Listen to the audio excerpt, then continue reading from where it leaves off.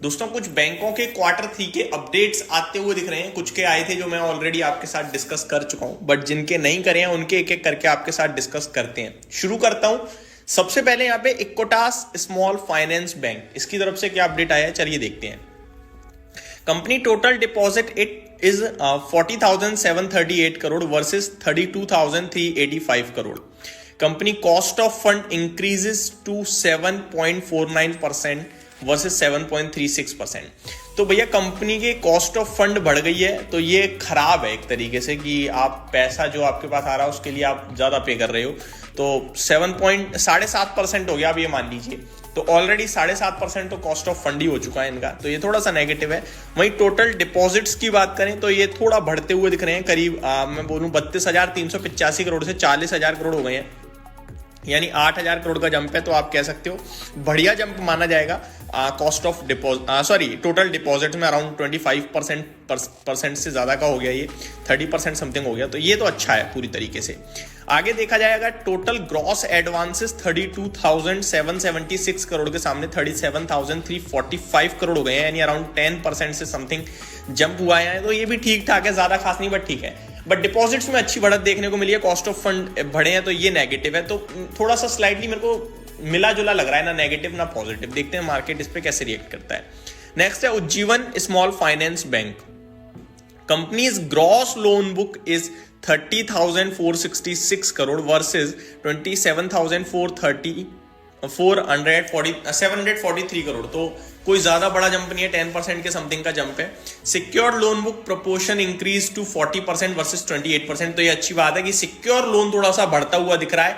तो मार्केट इस समय वैसे ही उन बैंकों को थोड़ा नेगेटिवली ले रहा है जिनका लोन बुक, जिनकी जो है वो अनसिक्योर्ड लोन्स हैं, क्योंकि मार्केट को ऐसा लग रहा है कि कहीं ना कहीं थोड़ा सा इस समय मंदी टाइप है। तो जिनकी अनसिक्योर लोन बुक है ना, उनके लिए थोड़ा सा नेगेटिव देख रहा है मार्केट।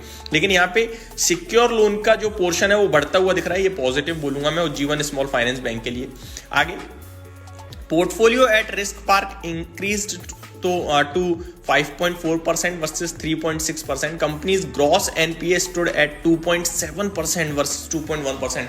तो ये थोड़ा सा खराब हो गया क्योंकि कंपनी के ग्रॉस एनपीए काफी हैविली बढ़ते हुए दिख रहे हैं, तो इसको मैं नेगेटिवली बोलूंगा। मतलब वन साइड किसी के लिए पॉजिटिव लग नहीं रहा है इन दोनों में से। आगे बढ़ते हैं। रेलटेल इसके लिए पॉजिटिव है, 14.63 यानी 14 करोड़ 63 लाख का ऑर्डर मिलता हुआ दिख रहा है कंपनी को। तो ये एक अपडेट आ रही है रेलटेल के लिए। छोटा ऑर्डर है बट ऑर्डर अच्छा है।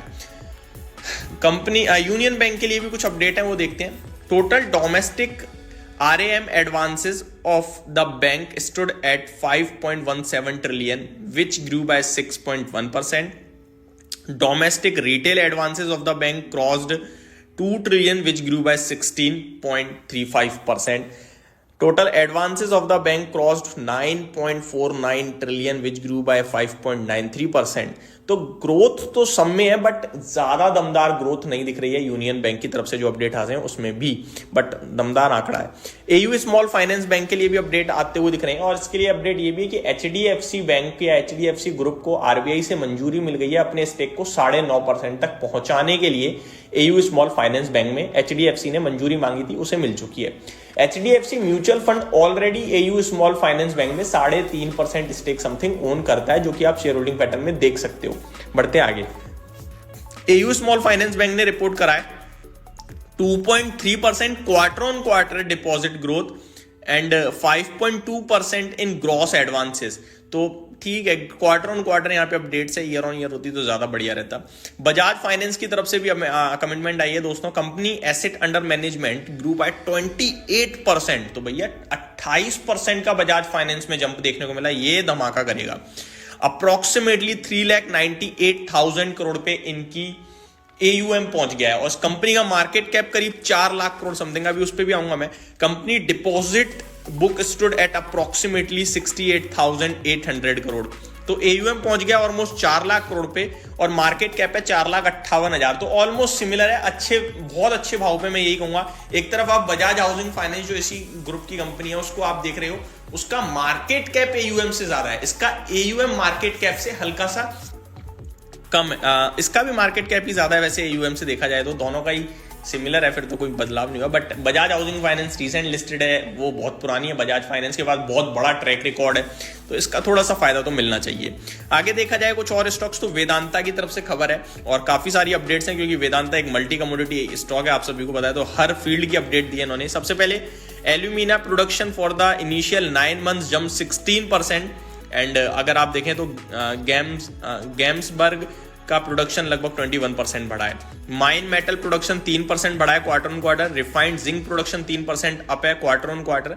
Zinc international total mine metal production 12% up है, एंड गैम्सबर्ग का लगभग 21% अप है। ऑयल एंड गैस की बात करी जाए तो production operated production is 99.4 kboepd in Q3। OALP contribution is, माफ कीजिएगा ये तो समझ से बाहर हो रही है चीज।